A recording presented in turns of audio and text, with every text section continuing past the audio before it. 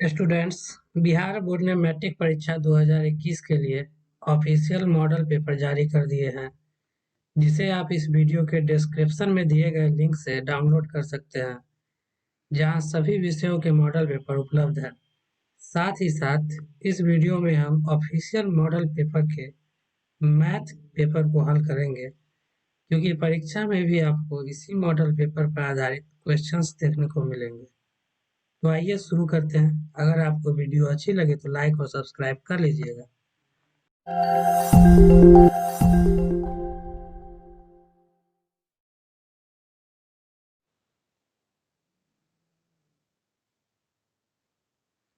तो चलिए हम अपने पहले क्वेश्चन की तरफ बढ़ते हैं। हमारा पहला क्वेश्चन है 92/115 का सरलतम रूप क्या है। इसका सरलतम रूप निकालने के लिए हम जिस नंबर से ऊपर वाले अंश को कैंसिल करते हैं, उसी से नीचे वाले हर को भी कैंसिल करते हैं। लेकिन यहाँ हम देखें तो न तो ये 2 या 3 या किसी भी छोटे नंबर से दोनों कट रहा है। तो ऐसे क्वेश्चन में हम क्या करते हैं, ऑप्शन का सहारा लेते हैं। ऑप्शन में हमें सिंपली क्या देखना है कि जिसका अंश जितनी बार में अंश से कट रहा है, उतना ही बार में इसका हर भी हर से कटना चाहिए। चलिए, तो पहला ऑप्शन मेरा है 46, 46 से 92 को अगर हम काटना चाहें तो इससे ये कटता है 2 बार में, इससे ये कटेगा 2 बार में, लेकिन 23 से ये कटेगा 115 5 बार में। तो ये तो होगा ही नहीं, ये तो पहले ही हट गया, इसको पहले ही छोड़ के चलेंगे। अब हम अगला ऑप्शन की तरफ जाते हैं 4/5। 4 से अगर हम इसको काटना चाहें, 4 से अगर इसको काटना चाहते हैं, 4 से इसको डिवाइड करके देखिए 92, 4 से अगर इसको काटते हैं तो ये 23 बार में कटता है, 23 बार में कट जाता है। और 5 से अगर इसको हम ऐसे काटते हैं तो ये भी 23 टाइम्स कट जाता है। तो इसका मतलब यही ऑप्शन बी मेरा आंसर हो गया। अब अगले क्वेश्चन की तरफ बढ़ते हैं।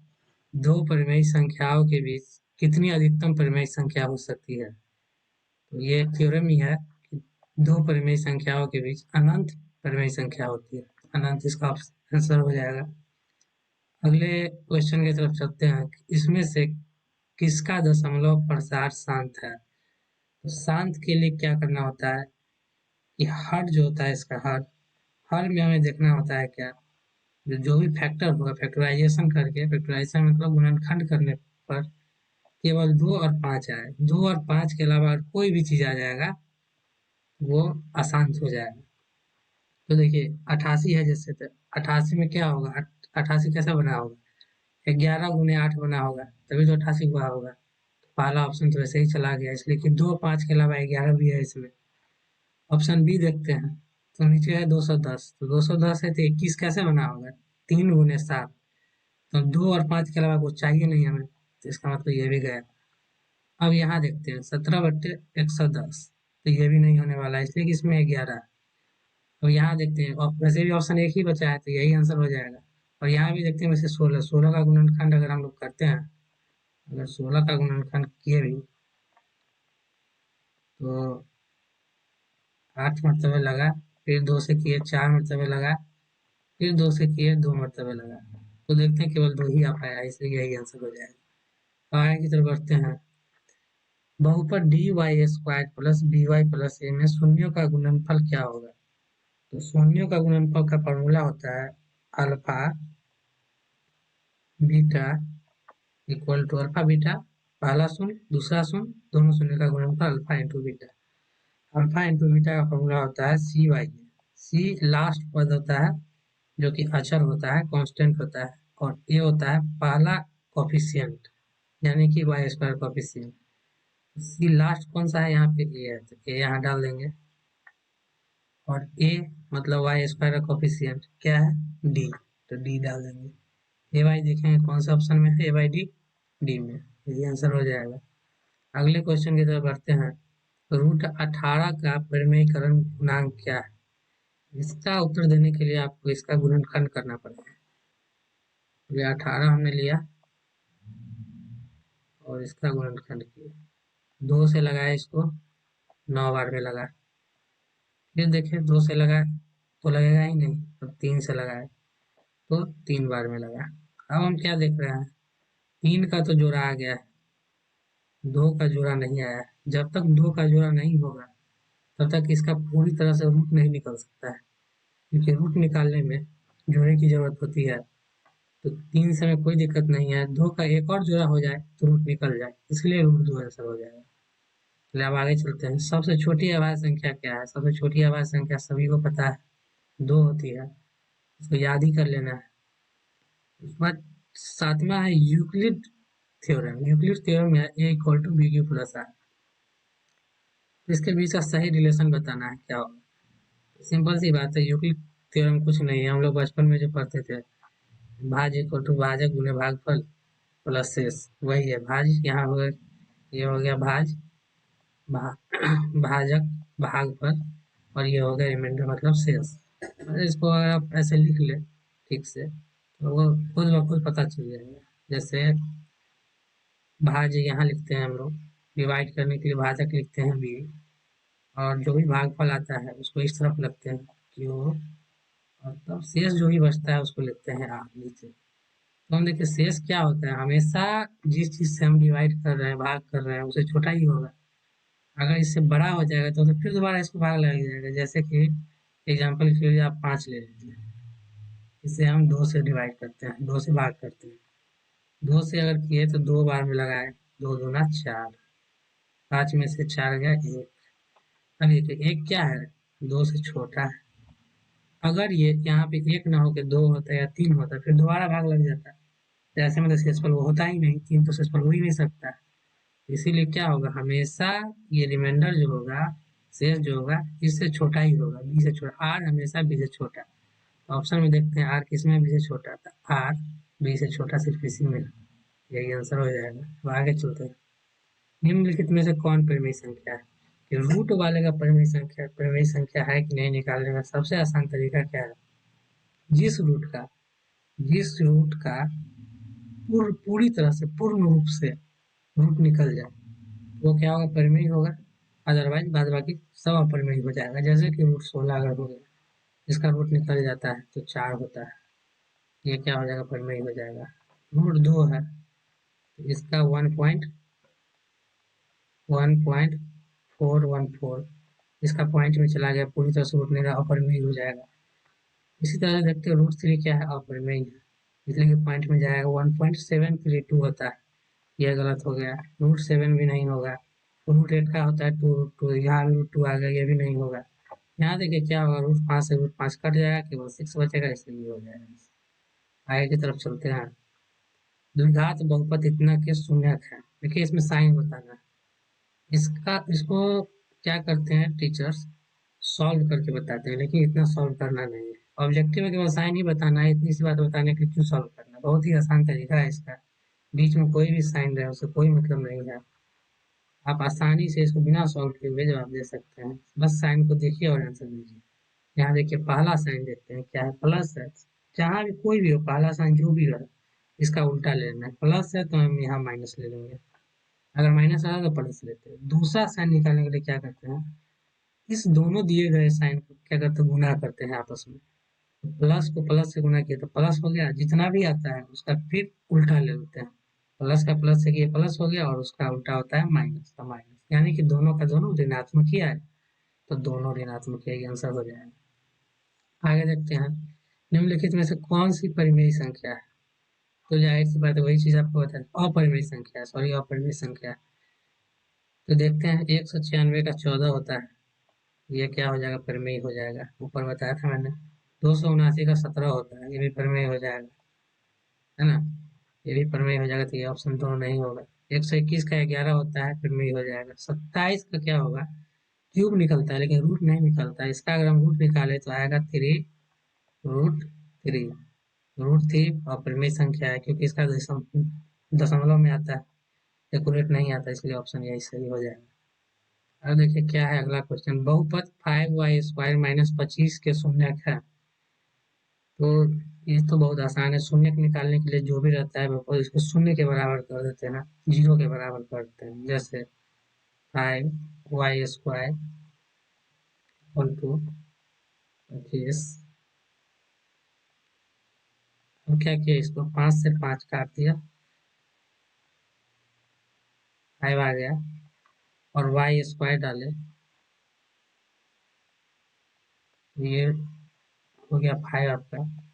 तो y का वैल्यू आ जाएगा आपका रूट अंडर प्लस, यहाँ plus minus 5, plus minus 5, root under plus minus 5, एक प्लस में और एक माइनस में। ऑप्शन सी सही है। वैसे ये डायरेक्ट लिखना सही नहीं है, ये गलत तरीका है, लेकिन फिर भी ऑब्जेक्टिव में से ले सकते हैं। आगे बढ़ते हैं।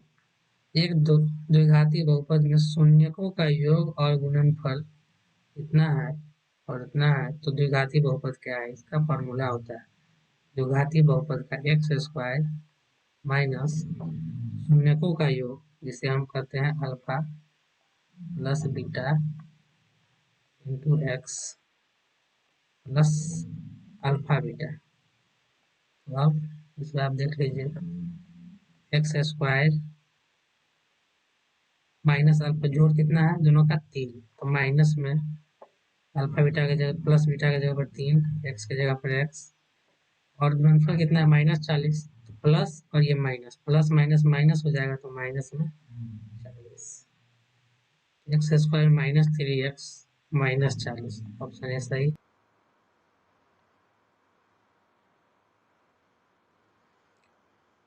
हलों की प्रकृति के लिए हमारे पास 3 इक्वेशन है, 3 शर्तें हैं, जो इस प्रकार हैं कि अगर a1/a2 इक्वल टू नहीं हो b1/b2 के, b1/b2 के, तो इसका अद्वितीय हल होता है। अद्वितीय हल करने का मतलब सिर्फ एक ही सॉल्यूशन होगा, एक ही हल होगा। लेकिन अगर a1/a2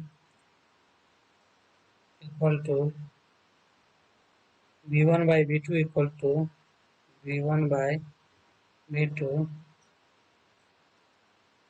इक्वल टू c1/c2 हो जाए, तो इसका मतलब होता है क्या? जो इसका अनगिनत हल होता है। ऐसा इसलिए होता है कि दोनों जो रेखाओं, जिसका इक्वेशन यहाँ दिया गया है, दोनों रेखाएं क्या होता है, जो एक जैसे ही एक के ऊपर एक होती है, यानी संपाती होती है। इसीलिए क्या होता है कि इसका हल अनगिनत हो जाता है। और इस इक्वेशन को हम देखते हैं सेटिस्फाई कराते हैं। इसका a1 कितना है? 1 है। a2 1 2 है, 2 है इसका। तो क्या हो जाएगा? a1/a2 हो जाएगा 1/2। अब b1 और b2 देखते हैं हम लोग। यहाँ b1 की तरफ देखिएगा तो y का कोफिशिएंट 2 है, इसका मतलब कोफिशिएंट मतलब गुणक 2 है, इसलिए b1 हो जाएगा। तो b1 की जगह पर 2 है, b1 की जगह पे 2 है, b1 की जगह पे 2, और b2 की जगह पर 4 है। यहाँ अगर हम 4 डालते हैं तो ये कट के 2 टाइम्स कटता है, 2 मरतबे कटता है, तो 1/2 और 1/2 दोनों तरफ 1/2 मतलब। और आगे फिर देखते हैं, तो C1 है 4 और C2 है 8, तो 4/8, 4/8, इसे भी अगर हम काटे 4/8 को, तो ये 2 मरतबे कटेगा, 2 टाइम्स कटेगा, 1/2 1/2 1/2। a1/a2 equal to b1/b2 equal to c1/c2 इस कंडीशन को, इस शर्त को फॉलो कर रहा है, जिसका मतलब है कि इस दोनों इक्वेशन का अनगिनत हल है। आगे की तरफ बढ़ते हैं। यदि बहुपद x² plus ax minus b के शून्य एक दूसरे के व्युत्क्रम हो, तो b का मान होगा। व्युत्क्रम का मतलब होता है उल्टा, उल्टा मतलब 1/, अगर एक अल्फा है हमारा तो दूसरा 1/अल्फा हो जाएगा। एक x है तो दूसरा 1/x हो जाएगा। एक 2 है, एक शून्य अगर 2 है तो दूसरा शून्य 1/2 हो जाएगा। तो क्या होता है कि अब पहला शून्य को हम इसका अल्फा लिए तो दूसरा 1/अल्फा हो जाएगा। तो अगर इस दोनों को मल्टीप्लाई कर दे, गुना कर दे, तो क्या हो जाएगा, शून्यकों का गुणनफल, और शून्यकों का गुणनफल का फॉर्मूला होता है सी बाई ए। तो यहाँ देखते हैं हम लोग सी बाई ए क्या है, सी के जगह पे माइनस बी है, तो माइनस बी, ए के जगह पे वन है, ए के जगह पे यहाँ पे कुछ नहीं है तो वन होगा, बी बाई वन। अल्फा से अल्फा कट गया, इधर बच गया वन, तो एक इक्वल टू माइनस बी, इसीलिए बी इक्वल टू हो जाएगा माइनस ए, माइनस उधर जाएगा माइनस वन हो जाएगा, ऑप्शन बी हो जाएगा इसका सही।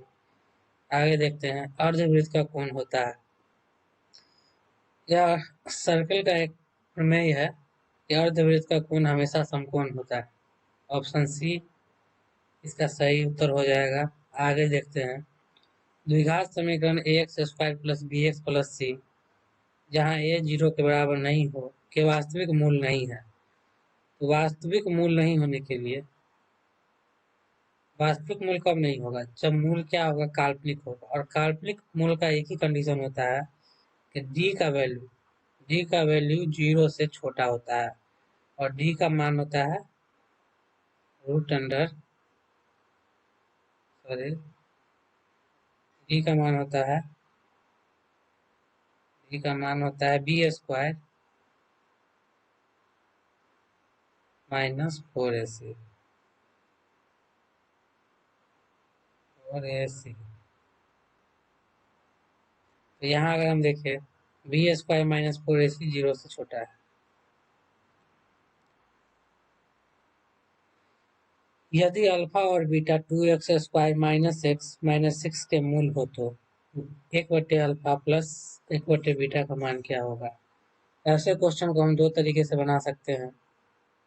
पहला तरीका अगर हम देखें यहाँ तो अल्फा प्लस बीटा दोनों का हम क्या करते हैं, भिन्न का जोड़ कर लेते हैं, अल्फा बीटा का लघुत्तम लेंगे, तो अल्फा अल्फा बीटा आएगा, और अल्फा से अगर फिर इसको डिवाइड करेंगे तो बीटा आएगा, तो यहाँ बीटा हम लिख लेते हैं, और प्लस का साइन है प्लस, फिर बीटा से इसको डिवाइड करेंगे, बीटा को अल्फा आएगा, तो beta plus alpha equal to alpha beta. Alpha plus beta का मतलब होता है माइनस बी बाई ए, इसका फॉर्मूला होता है minus B by A, minus B by A, और अल्फा बीटा का फॉर्मूला होता है C by A, C by A. Alpha से ए से ए कट गया, सॉरी अल्फा से अल्फा नहीं, ए से ए कट गया, तो बच गया मेरे पास माइनस बी बाई सी। और अगर इस क्वेश्चन में देखें तो बी की जगह पर माइनस वन है, तो minus into minus one, minus into minus one, और सी के जगह पे माइनस सिक्स है, माइनस सिक्स, इस माइनस को काट दिए, माइनस वन बाई सिक्स बच गया, ऑप्शन डी आंसर हो जाएगा। आगे देखते हैं minus three plus four 11 18 and so on का 21वां पद क्या है। 21वां पद कोई भी पद निकालने के लिए समांतर श्रेणी का एक सिंपल सा फॉर्मूला है, T N equal to A plus N minus one into D. तो यहाँ पहला टर्म क्या है, पहला पद क्या है, माइनस तीन, ए पहला पद होता है तो यहाँ माइनस तीन डाल दिए, plus N minus one, N क्या है, जितना पद का हमें निकालना है, 21वां पद का निकालना है, एन के जगह पे 21 डालेंगे तो 21 में से गया 20 हो जाएगा, तो यहाँ 20 हो गया। डी सार्वअंतर, कॉमन डिफरेंस, मतलब सार्वअंतर कहने का मतलब कि प्रत्येक दो पद के बीच में कितना का अंतर है, तीन, माइनस तीन और चार के बीच में 7 का अंतर होता है। अगर आपको ऐसे पता नहीं चल रहा है तो 4 और 11 से निकाल सकते हैं, दोनों के बीच में भी 7 का अंतर है, फिर 11 से इसके बीच में भी 7 का अंतर है, तो 7 का अंतर यहाँ 7 दिए। ये हो गया माइनस थ्री प्लस 140, यानी कि माइनस 137, नहीं sorry plus 137, plus 137, option number option D. Option D हमारा उत्तर हो जाएगा।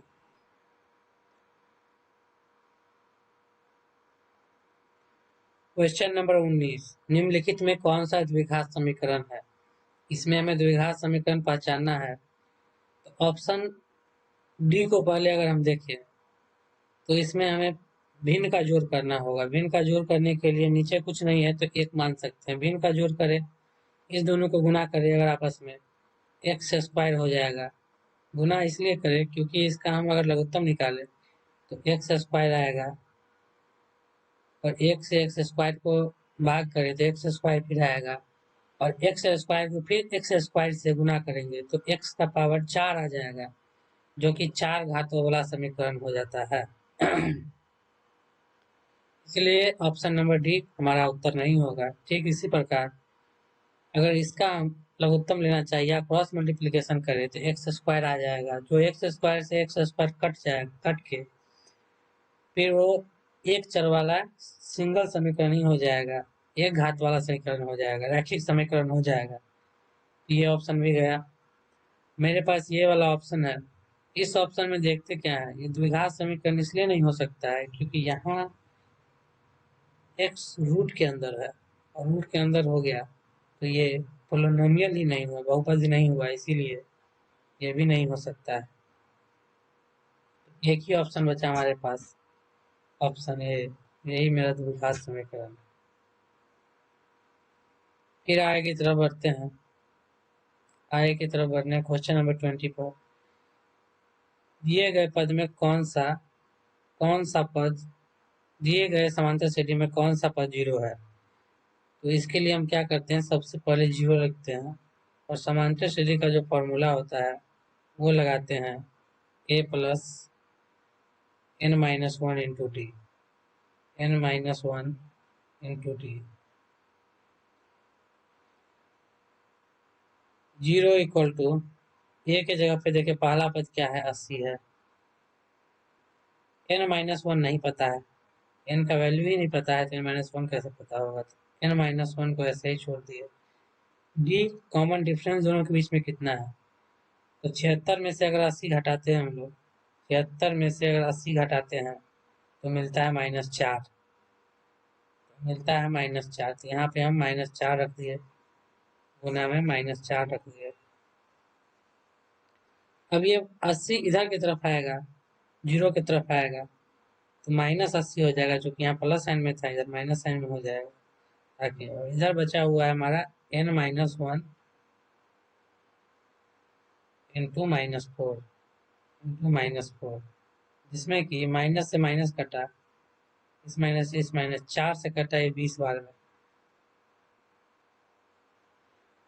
n माइनस वन का वैल्यू हो गया 20, n माइनस वन का वैल्यू 20, इसका मतलब n का वैल्यू हो गया 20 और 1 21, 20 और -1 इधर आके +1 में आएगा तो ये हो जाएगा 21। Option number B answer. आगे की तरफ बढ़ते हैं। समांतर श्रेणी का सामान्य पद 6 माइनस 4n है, तो इसका सार व अंतर क्या होगा? ये बहुत ही आसान क्वेश्चन है। सामान्य पद मतलब कोई भी पद, इससे हम किसी भी तरह का पद निकाल सकते हैं, सिर्फ n का वैल्यू पुट करना होगा। तो पहला पद डालने के लिए हम n का वैल्यू 1 डालेंगे तो पहला पद आएगा, पहला पद हो जाएगा n, जैसे ही इसमें डालेंगे 6 माइनस 4 गुने 1, ये बन जाएगा 6 में से 4 गया 2, तो पहला जो पद मेरा बच्चा बनेगा वो हो जाएगा 2। दूसरा पद निकालने के लिए n इक्वल टू 2 डालते हैं, तो ये हो जाएगा 6 minus 4 into 2, 6 minus 8 equal to -2। दूसरा पद हमारा आया -2 और पहला पद 2, दोनों के बीच में कितना अंतर है? अंतर निकालने के लिए 2 माइनस -2 करेंगे, अगर अंतर का मतलब होता है घटाव, इसमें -2 पहले से है, माइनस माइनस प्लस हो जाएगा, 2 प्लस 2 बन जाएगा जो कि 4 आएगा, तो ऑप्शन बी सही हो जाएगा। क्वेश्चन नंबर 22 की तरफ चलते हैं। निम्नलिखित में से कौन सा समांतर श्रेणी है? समांतर श्रेणी निकालने के लिए हम इसका सार्वंतर देखते हैं। कॉमन डिफरेंस अगर एक जैसा होगा तो ये समांतर श्रेणी हो जाएगा। और चार चूंकि ऑप्शन है तो कोई एक ही ऑप्शन सही होगा, तो जहाँ पे हमें मिल जाएगा वहां छोड़ देंगे। -2 से अगर हम 4 में देखें कितना बढ़ा है, तो 4 माइनस -2 मतलब 6 बढ़ा है। लेकिन यहाँ प्लस से फिर माइनस हो जा रहा है, तो ये बढ़ा नहीं है बल्कि घटा है। यहाँ पे बढ़ रहा है और यहाँ घट रहा है, तो ऑप्शन ए तो ऐसे ही नहीं होगा। आगे देखते हैं a² यहाँ क्या हो रहा है, गुना होते चला जा रहा है ऐसे, ये भी नहीं होगा। यहाँ देखिए अगर हम, तो कितना बढ़ रहा है, शुरू में बढ़ा 2, यहाँ से यहाँ बढ़ गया 6, तो ये भी नहीं होगा। तो इसका मतलब ऑप्शन सी मेरा सही होगा। फिर आगे देखते हैं मूल बिंदु के नियामक है। मूल बिंदु का कोऑर्डिनेट क्या होगा, तो मूल बिंदु यहाँ पे होता है दो, एक्स एक्सिस और वाई एक्सिस जहाँ पे कटता है उसे मूल बिंदु कहते हैं। और उसका नियामक कोऑर्डिनेट हमेशा 0 0 होता है। ऑप्शन डी सही हो जाएगा। आगे क्वेश्चन नंबर 24 में आए, तो त्रिभुज ए बी सी समरूप है त्रिभुज पी क्यू आर के। क्यू आर 2 है, बी सी 3 है, तो एरिया ऑफ त्रिभुज पी क्यू आर बटे एरिया ऑफ त्रिभुज ए बी सी क्या है। तो त्रिभुज पी क्यू आर का देखते हैं कि एक साइड पी क्यू आर का एक साइड क्यू आर है, और यहाँ भी क्यू आर 2 दिया हुआ है। ए बी सी का एक साइड बी सी है, और यहाँ बी सी के बारे में दिया हुआ है। तो एरिया जब भी निकालना होता है, एरिया का रेशियो जब भी निकालना होता है, एरिया का अनुपात जब भी निकालना होता है, तो भुजा के अनुपात के स्क्वायर के बराबर होता है। भुजा का जो भी अनुपात होगा उसके स्क्वायर के बराबर होगा। यहाँ है 2/3, यहाँ हम इसे डाल देते हैं 2/, बहुत ही आसान क्वेश्चन है। 2/3 का स्क्वायर मतलब 4/9, 2 दूना 4 और 3 तिया 9। ऑप्शन नंबर ए सही हो जाएगा। आगे देखते हैं, दी गई आकृति में x का मान क्या है। x का मान निकालना है, तो हम जानते हैं कि दो अगर तिर्यक रेखा एक दूसरे को काटती हो तो अपोजिट साइड उल्टा साइड का कोण बराबर होता है। तो अगर ये वाला x है तो ये वाला भी इतना दो x हो जाएगा। अब हम जानते हैं त्रिभुज के तीनों कोणों का योग 180 डिग्री होता है। यहाँ 60 + 50 + x को मिला के 180 डिग्री होना चाहिए, लेकिन 60 और 50 को मिलाते हैं 110 होता है। इसका मतलब यहाँ पे अगर 70 आ जाए तो तीनों को मिला के 180 हो जाएगा। तो यहाँ 70 होना चाहिए 180 पुराने के लिए, इसलिए ऑप्शन सी सही होगा। आगे देखते हैं, बिंदु R 06 और S 80 को मिलाने वाले रेखाखंड का मध्य बिंदु का नियामक क्या है। मध्य बिंदु निकालने के लिए हम क्या करते हैं, पहले वाला जो x होता है, पहले वाला जो भी कोऑर्डिनेट दिया रहता है वो x का वैल्यू होता है, और बाद वाला y का। तो x वाले को जोड़ के 2 से भाग देते हैं, उसके बाद फिर y वाले को जोड़ के 2 से भाग देते हैं। तो 0 और 8 को अगर हम जोड़े तो 8 ही आएगा, 8 को अगर 2 से भाग दे तो 4 आएगा। और उसी प्रकार y का निकालने के लिए 6 और 0 को जोड़े तो 6 आएगा, और 6 को अगर हम 2 से भाग दे 6 को अगर हम 2 से भाग दे तो 3 आएगा। तो ऑप्शन डी सही हो जाएगा। आगे देखते हैं क्वेश्चन नंबर 27 की तरफ, बिंदु 4 और 8 के बीच की दूरी क्या होगी। इसमें हम डिस्टेंस फॉर्मूला लगाते हैं। डिस्टेंस फॉर्मूला हमारा क्या कहता है, डिस्टेंस फॉर्मूला हमारा क्या कहता है, d equal to x. X दोनों एक्स के बीच में जो अंतर है उसे कहते हैं डेल्टा एक्स। डेल्टा एक्स का स्क्वायर कर लेंगे, प्लस दोनों y के बीच में जो अंतर आए उसको निकाल के उसका स्क्वायर कर लेंगे। तो डेल्टा डेल्टा का मतलब होता है अंतर, x में अंतर का स्क्वायर और y में अंतर का स्क्वायर। तो क्या हो जाएगा, √अंडर 8 में से 4 गया 4, तो यहाँ हो जाएगा 4 का स्क्वायर प्लस वाई स्क्वायर। 6 में से 2 गया 4, फिर 4 का स्क्वायर। पहली बार 4 का स्क्वायर किए 16 आया, पहली बार 4 का स्क्वायर किए 16 आया, दूसरी बार फिर 4 का स्क्वायर किए 16 आया। 16 16 32, 32 को अगर हम रूट निकालना चाहे, 32 का रूट निकालना चाहे तो देखिए कि 32 कैसे बनेगा, 16 दूना 32 और 16 दूना 32। 16 का रूट निकलता है, वर्गमूल निकलता है 4 और 2 का नहीं निकलता है, तो रूट में इसको छोड़ दिए, 4√2। 4√2 ऑप्शन है सही। आगे देखते हैं, sine square 60 degree plus cos square 60 degree. ये तो सिंपल सा sine square theta plus cos square theta के फॉर्मूला पे है, जिसका वैल्यू हो जाता है 1। यदि रैखिक यदि रैखिक समीकरणों का युग्म संगत हो तो रेखाएं होगी। इसका उत्तर हो जाएगा प्रतिच्छेदी या संपाती। संगत कहने का मतलब कोई न कोई उत्तर होना चाहिए, तो उत्तर कैसे आएगा? कोई न कोई हल होना चाहिए। हल होने के लिए या तो दो लाइन एक जगह कहीं पे कट करेगी, या दो लाइन एक दूसरे के ऊपर से चली जाएगी, तो संपाती होगी। इसीलिए ऑप्शन डी हमारा उत्तर हो जाएगा। आगे देखें, बिंदु -6 -5/2 किस पाद में है, किस कोऑर्डिनेट में है? तो कोऑर्डिनेट बनाते हैं पहले।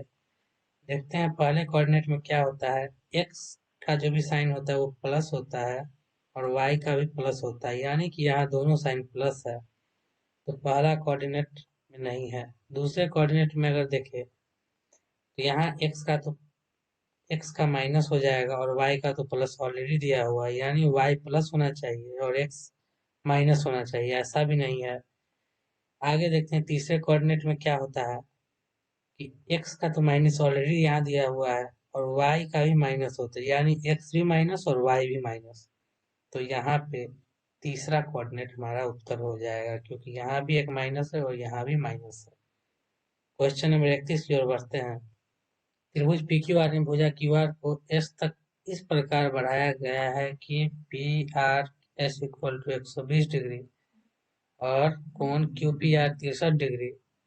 तो कोण पी क्यू आर निकाले। हम एक त्रिभुज बनाते हैं पहले। एक त्रिभुज हम बना रहे हैं, तभी हमें आंसर मिलेगा।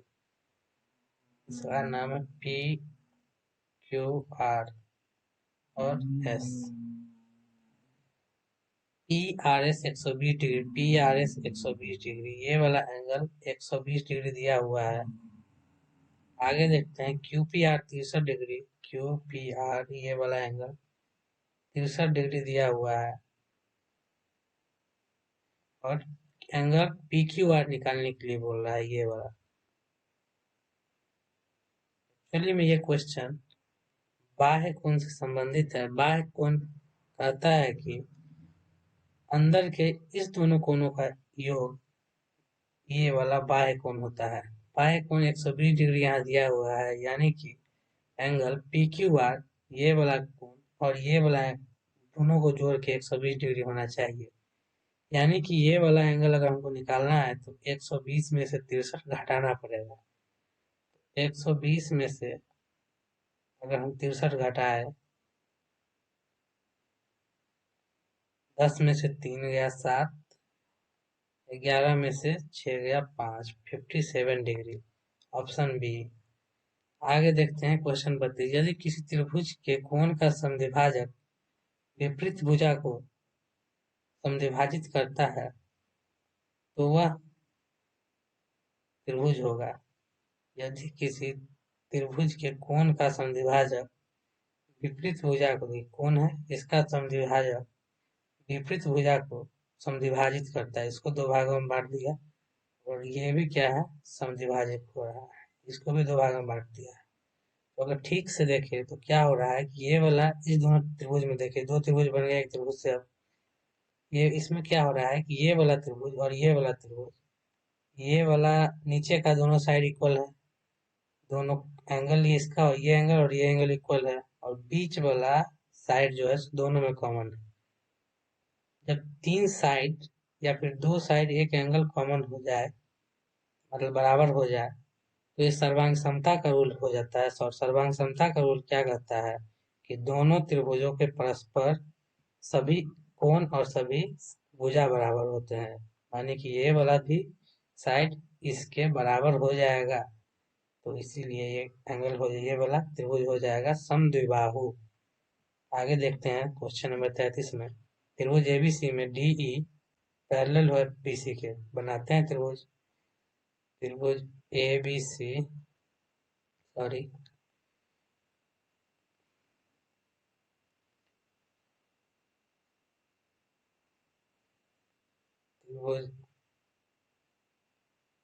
त्रिभुज ए बी सी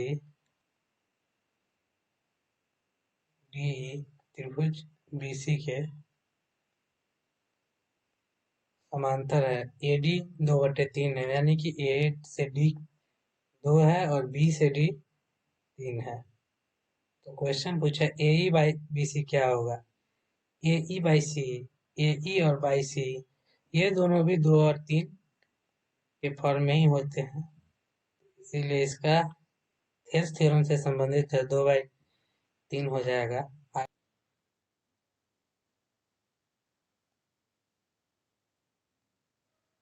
अब हम क्वेश्चन 34 की ओर बढ़ते हैं। यदि त्रिभुज ए बी सी और डी ई एफ में ए बी बटे D E equal to B C बटे एफ डी है और ये समरूप है, कब समरूप है इसका कंडीशन निकालना है। तो इसे निकालने के लिए हम पहले दो त्रिभुज बनाते हैं, त्रिभुज 2 बनाएंगे, उसके बाद हमें खुद ब खुद पता लग जाएगा। त्रिभुज ए बी सी, इसका नाम रखते हैं ए बी सी, और इसका नाम रखने में हमें थोड़ी सी सावधानी बरतनी होगी।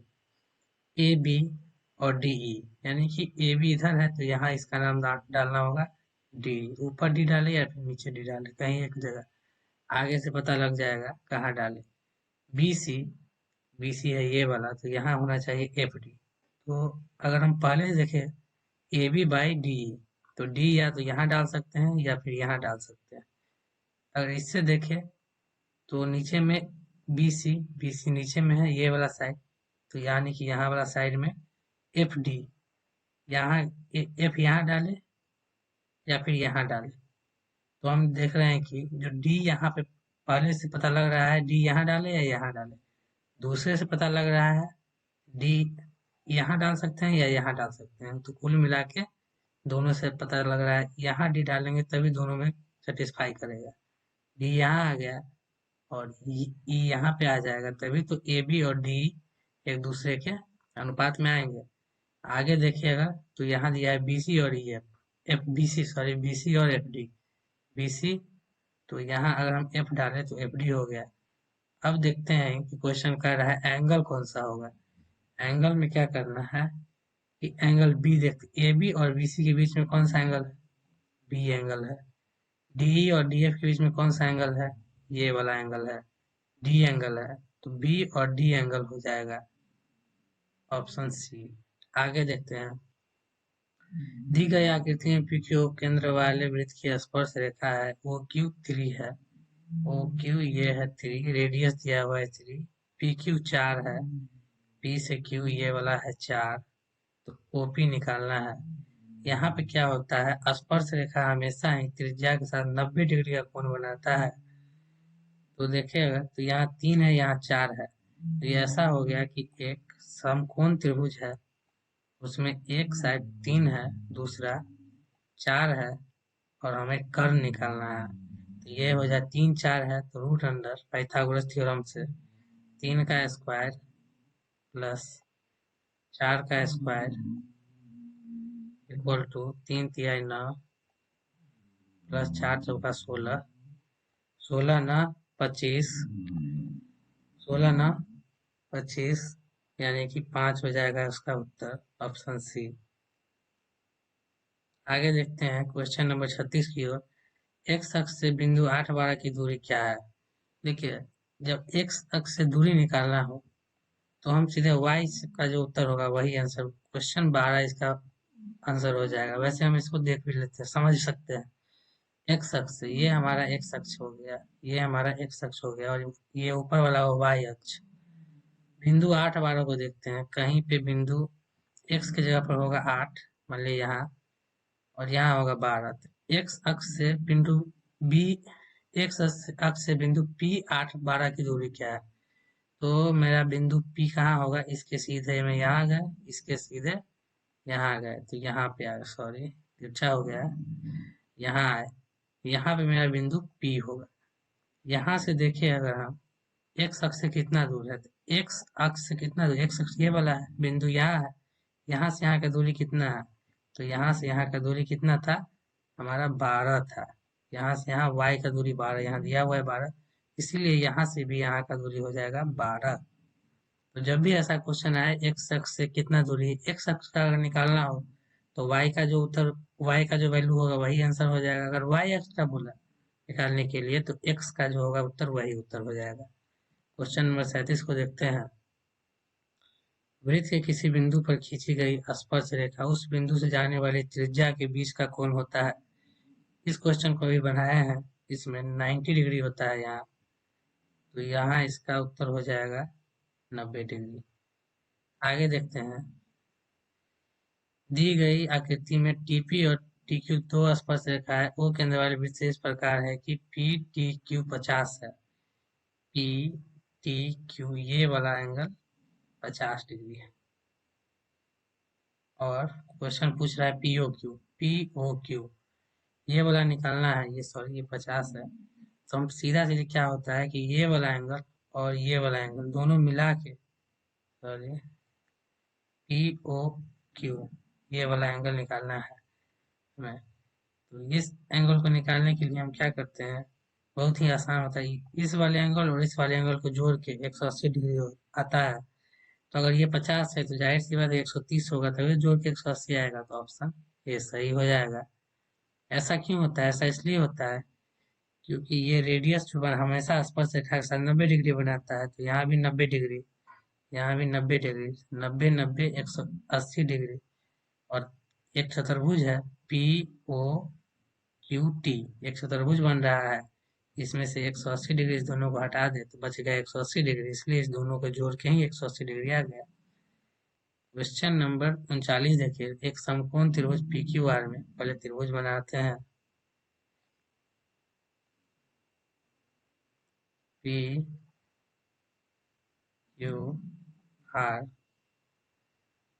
में PRQ थीटा है, PRQ ये वाला थीटा है, PQ 3 है, ये वाला 3 है, PR 6 है, ये वाला 6 है। तो थीटा बोला है निकालने के लिए। ये ट्रिग्नोमेट्री का क्वेश्चन है, तो हम देखते क्या है। सबसे पहले हमें दिया हुआ है 3 और समकोण त्रिभुज है, तो समकोण त्रिभुज यहाँ 90 डिग्री होगा। 90 डिग्री अगर है, यहाँ 3 है, 3 मतलब कि लंब का, लंब यानी P का वैल्यू है 3 और कर्ण यानी H का वैल्यू दिया हुआ है 6। तो इसके बीच में लंब और कर्ण के बीच में कौन सा होता है? साइन थीटा होता है। तो साइन थीटा का वैल्यू हो जाएगा P बाई, साइन थीटा का वैल्यू हो जाएगा P बाई H, और ये बनेगा हमारा 3/6, जो कि कट के आएगा 1/2। और थीटा, साइन थीटा कितना, साइन कितना थीटा का वैल्यू 1/2 होता है? साइन 30 डिग्री का वैल्यू 1/2 होता है, इसलिए थीटा का वैल्यू 30 डिग्री। आगे आते हैं क्वेश्चन 40 की ओर। tan थीटा इक्वल टू 3/4, तो cos ए इक्वल टू कितना हो जाएगा? तो tan थीटा, tan ए का वैल्यू होता है, tan ए का वैल्यू होता है P बाई B।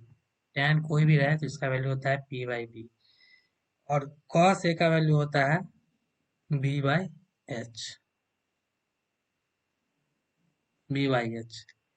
तो B की जगह पे तो 4 दिया हुआ है, तो 4, वैसे इतना पर से हम निकाल सकते थे, आगे भी निकाल सकते थे, आगे यहाँ से भी देख सकते हैं अंश किसका 4 है।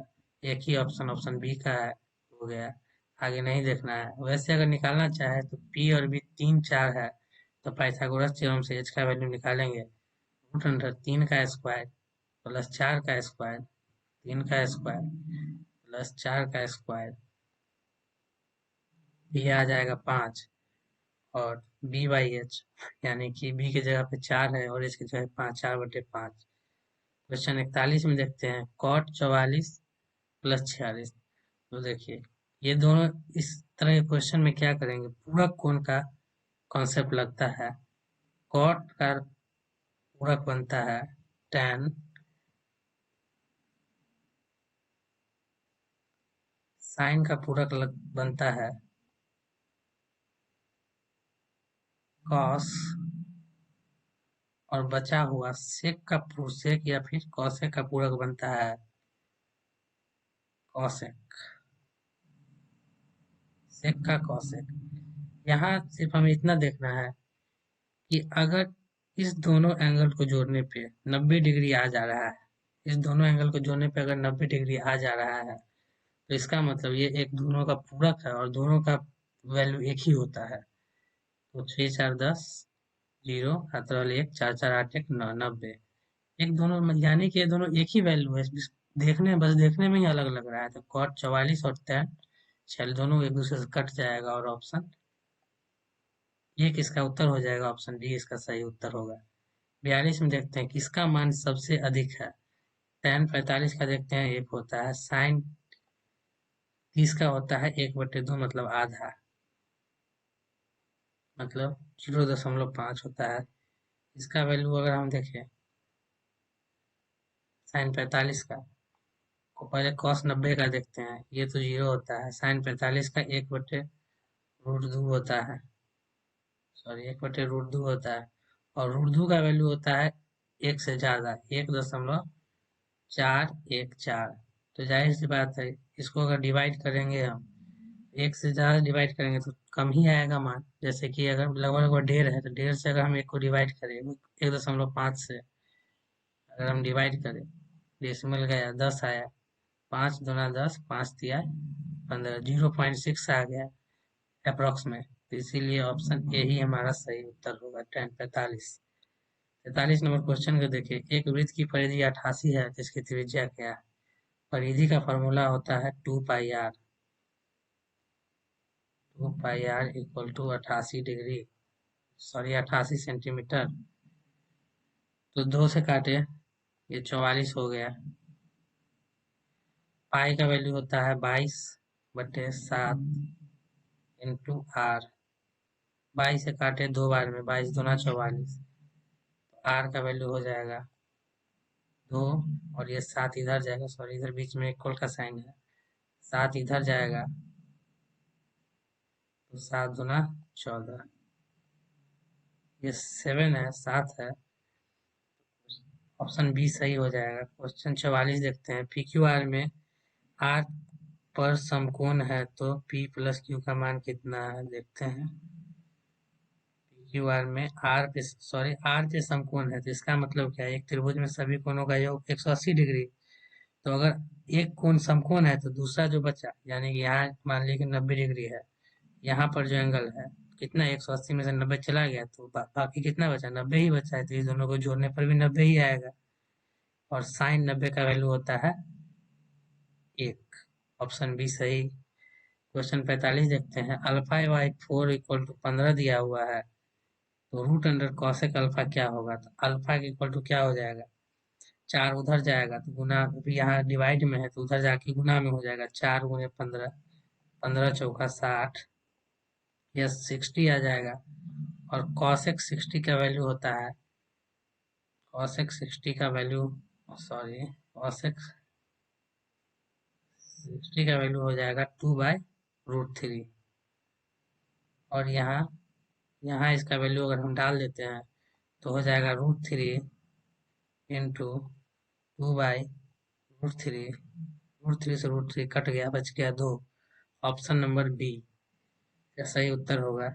46 देखते हैं, R1 और R2 त्रिज्या वाले दो वृत्तों का योग त्रिज्या वाले वृत्त के क्षेत्रफल के बराबर हो तो इसका तो सिंपल सा होता है, ये दोनों त्रिभुज के क्षेत्रफल का निकाल लेते हैं। पहले R1 का और R2 का क्षेत्रफल होता है वृत्त का पाई आर स्क्वायर, पाई R1 का स्क्वायर प्लस पाई R2 का square equal to pi r का स्क्वायर।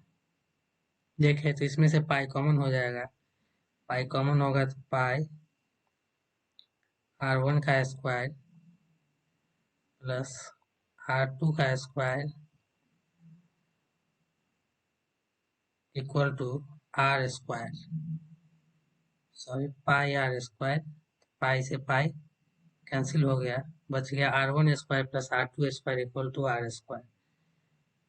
ऑप्शन नंबर सी सही हो जाएगा।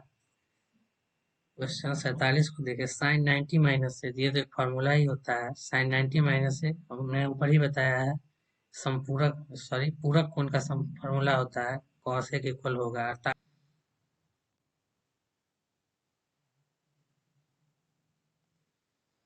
अगला क्वेश्चन ट्रिग्नोमेट्री से है।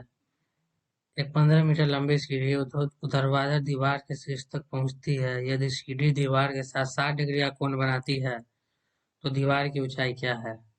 पहले बनाते हैं हम फिगर इसका।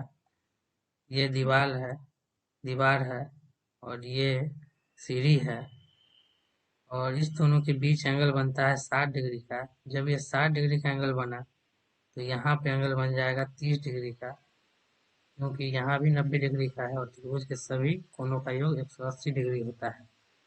15 मीटर लंबी सीढ़ी है, यानी कि ये है 15 और हमें निकालना है दीवार की लंबाई, ये वाली लंबाई। तो ये हो गया हमारा P और ये दिया हुआ है H। P और H के बीच में रिलेशन साइन का होता है, तो साइन 30 अगर हम लगाए, साइन 30 का वैल्यू होता है 1/2 इक्वल टू P/H। P के जगह पे ये सीढ़ी, इसे हम x मान लेते हैं x, और h के जगह पे दिया हुआ 15। 2 से काटे अगर हम इसे तो 7.5 आ जाएगा, तो x का वैल्यू आ जाएगा 7.5। क्रॉस मल्टीप्लीकेशन किए तो x इक्वल टू 7 को 1 को 7.5 से मल्टीप्लाई करने पे 7.5। ऑप्शन बी हमारा उत्तर हो जाएगा। आगे देखते हैं। Cot 11 degree, cot 1 degree into cot 89 degree, ये भी पूरा कोण का क्वेश्चन है। कॉट 89 डिग्री का अगर हम देखें तो tan 1 डिग्री के बराबर ही होता है, क्योंकि दोनों को अगर हम tan 1 डिग्री और कॉट 89 डिग्री को अगर देखें, एंगल को देखें, तो दोनों को मिला के क्या होता है, 90 डिग्री पुर जाता है। तो इसके जगह पे हम tan 1 डिग्री लिख सकते हैं और tan और कॉट को गुना करके एक आता है। tan और cot को गुना किए तो आपस में एक आया। ऑप्शन नंबर ए सही हो गया। 50 देखते हैं। r त्रिज्या वाले गोले का संपूर्ण पृष्ठ का क्षेत्रफल होता है। इसका फॉर्मूला ही होता है 4πr²। बस, तो आज के लिए हम इतना ही रखते हैं।